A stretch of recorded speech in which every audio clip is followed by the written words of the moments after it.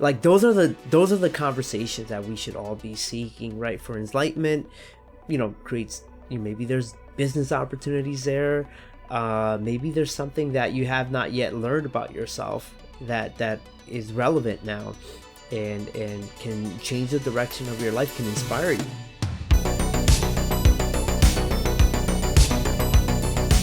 Welcome to the New Age Human Podcast, where we have deep conversations about life, question the norm, all with the intent to thrive and prepare for the new age. I'm your host, John Anastasio, and in today's episode, we sit down with Gio Ramirez, or Giovanni Ramirez. He likes Gio for short. Gio is a motivational speaker, career advisor, entrepreneur, and skilled networker. And in this episode, we talk about how Gio handles tough conversations in a time of political and social tension. Like, that hasn't happened, right? Let's go. So it's funny how, like, someone that you can be looking up to may have a perspective that is just way left of what you're looking to do, but you honor their background. So it's I thought that was pretty interesting how some people might not be able to do that. If you don't believe in 100% of the stuff that I believe in, then I can't follow you.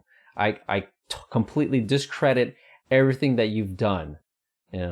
I mean, what are your thoughts on that? Because you do a lot of networking. Maybe some advice on like how someone could deal with that, or if you see a lot of people that run into that issue. Yeah. I think we live in a society now where we're in these echo chambers, right? Where, like, we sign up to a couple left wing or right wing or science, or the conspiracy theories bubbles, and then, like, we just end up in that place for so long that when we find another framework, another mind that thinks different, we a lot of times, people are just turned off. And you gotta, my advice is always to sit there for 2 or 3 seconds and let that feeling of, like, this is not part of my framework, or this is not one of my belief systems.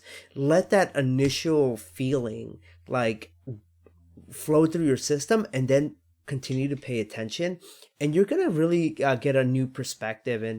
And for me, there's a bunch of things that I've been able to recently, like, shift where my mind was, or shift or adjust to something that I had thought was more concrete, just because I'm able to sit through that initial emotion of, like, here's something that I disagree with, and just get over that initial reaction.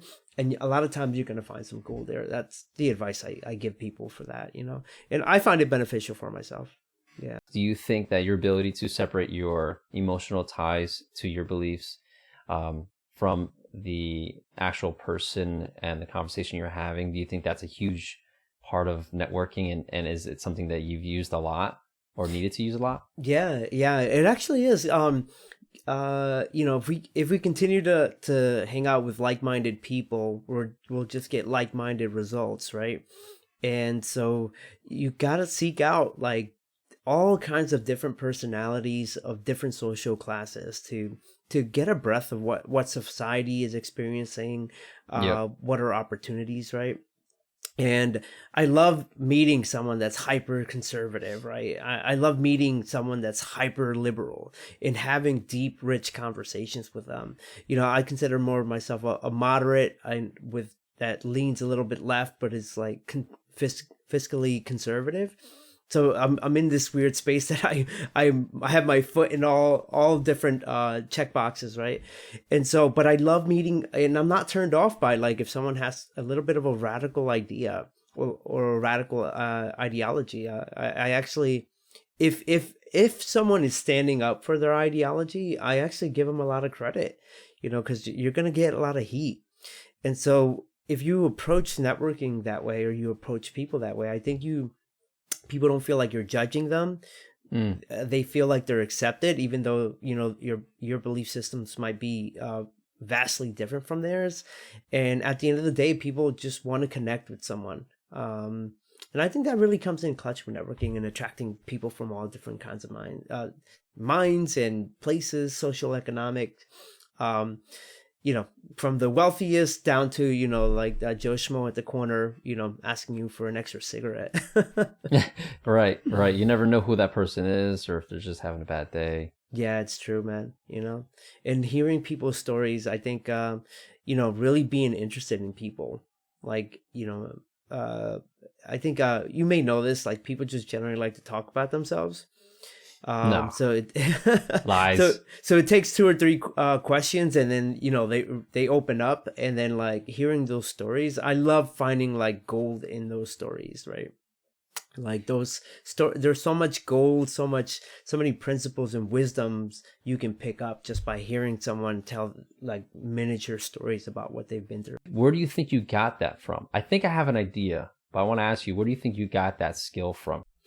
Yeah, it's interesting, right? So a lot of times, I'll take a bit of a step back and just, you know, um, I think the story, when you read a lot when you're young, you get to like explore different minds, and you don't realize you're doing it, right? Because you're just reading a story, right? But that came out of someone's mind, and that mind came and approached something from a different perspective. And I think, when I was young, one of the things that my father did, was just take us to the library and pick up books. And I just read so many books. I wish I had more time to read now, but I read so many books when I was little, and I didn't realize that. But I was just, um, picking up different mindset, different states of minds, different views that authors had and how they approach storytelling. And, what I realize now is that when you're having conversations, especially with someone that may not share a belief structure such as yours, is like you just ask them questions, especially questions that challenge their framework, right? Because you're gonna find gold because you have an honest question, right? But that question should also be so deep that it should question their framework, right? Whether it could be Mm. something as deep as, getting into the abortion conversation, which can be so difficult nowadays. Oh, we just went Yeah, there. and exactly. And if you ask relevant questions, you can actually, uh be able to take a person to really rethink where their current state of thinking came from, and whether or Mm. not that's the correct way to think about things. And so, Are you talking about finding the source? of even, finding the source, or exploring, a a gap that someone had not yet explored, right. Mm. And I love doing that. I love doing that, and I love when someone does that to me, because I literally, like, you know what, I actually never looked at it that way. Let me actually sit on that for a bit before I give you an answer. And sometimes I might not even like give them the answer right there. You know what, you left me thinking, and I actually have to go home and research, or I have to critically think about, like, hey, did I approach this from the right state of mind? And, like, those are the conversations that we should all be seeking, right? For enlightenment, creates, maybe there's business opportunities there. Maybe there's something that you have not yet learned about yourself that is relevant now, and can change the direction of your life, can inspire you, right? So Hmm. that's I think, really asking relevant questions. And at the same time, if you're networking, like, people love to talk about themselves, and if you're asking deep and rich questions, you're going to come off as a very deep and rich thinker. And especially if they're giving answers that you may not like, or you may disagree with, but you're not being judgmental. You're not telling that person that they're wrong. You just say, hey, I actually have a different way of thinking, but I can see where you're coming from, right? Yeah. What's the most negative thing that you either witnessed or experienced when deciding that, you know what, I can't communicate with this person because they have different belief structure than me? Has there ever been like a learning experience where you're like, you know what, I missed out on that opportunity because I assumed this based off of this? Has that ever happened to you? Yeah, yeah. When I was, more in my 20s, I would be quick to cut people off that, Like last year, right? yeah, like last year. I wish it was just last year. Yeah, when I was in my 20s, more than a decade ago now, um, I was quick not to cut people off from when they had like a political difference or a societal difference from me, but I was quick to cut people off that I felt were not as loyal or did not reciprocate loyalty. So I was very quick to like cut off and end up relationships.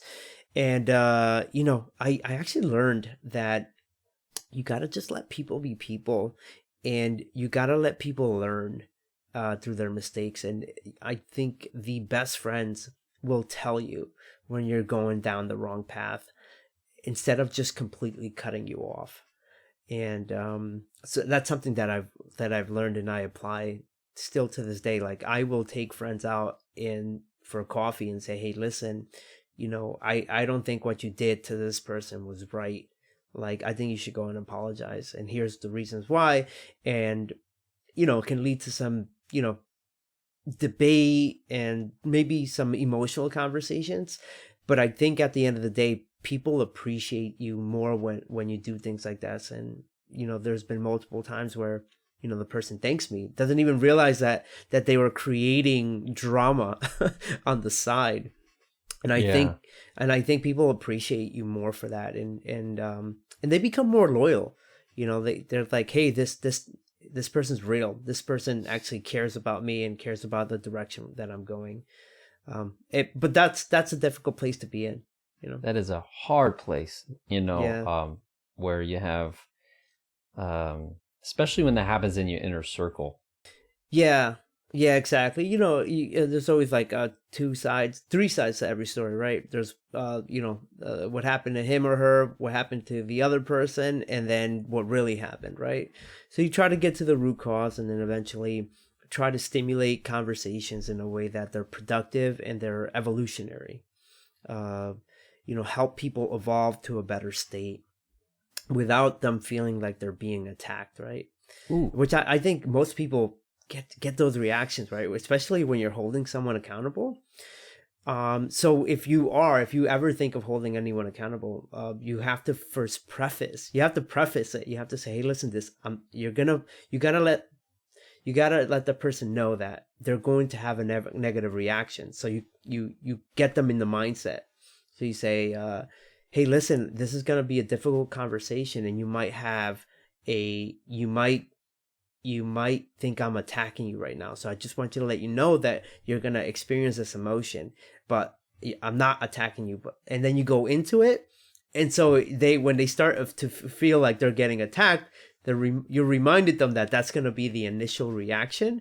So they're most aware of it, and they can better check and put that emotion off to the side and then go into the deep and rich conversation, right?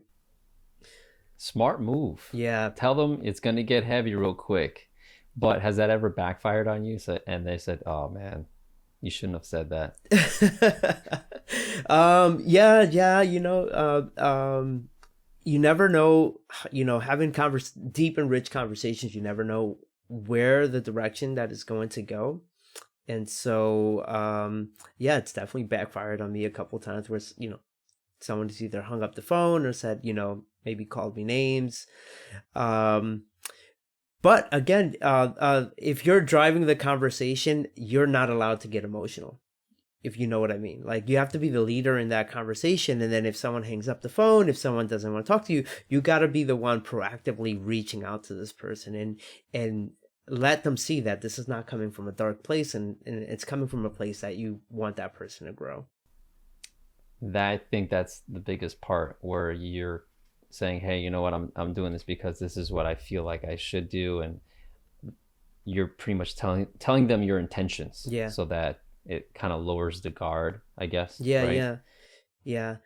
There's a friend that I recently had a conversation like that with, where he's an amazing guy, and he's so excited about like things that are happening in his life that when he approaches you, he starts talking about these exciting things happening in his life, and it's coming off as boisterous, and I know it's not, right?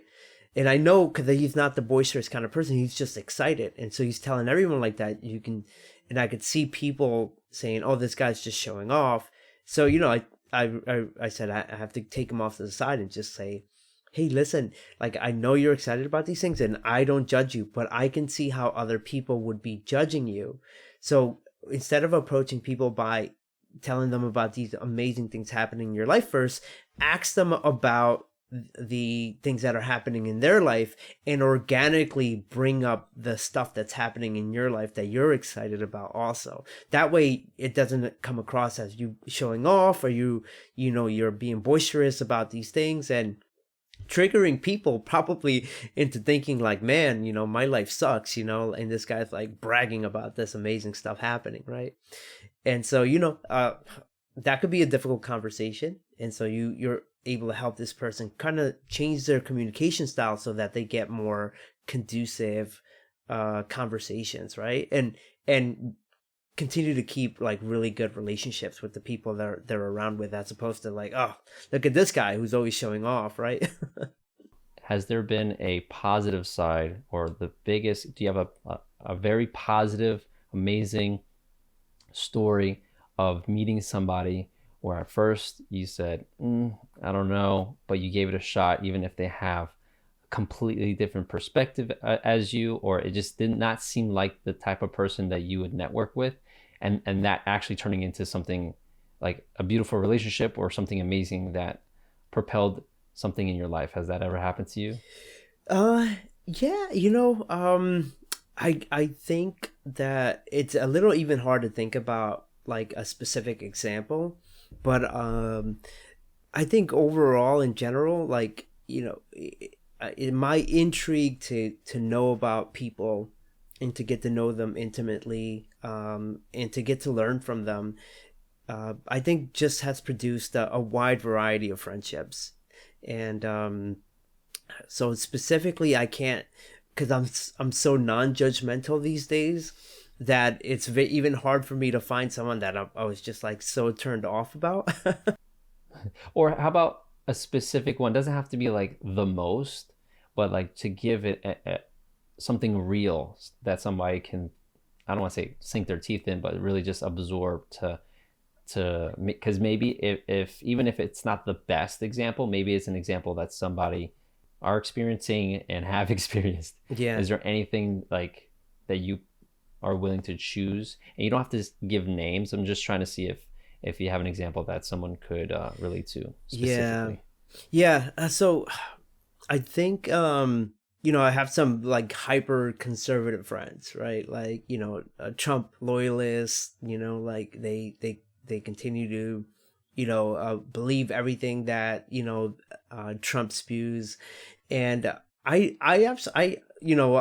not a Trump supporter. And so, but, like I still appreciate the passion. I appreciate the passion that they approach this.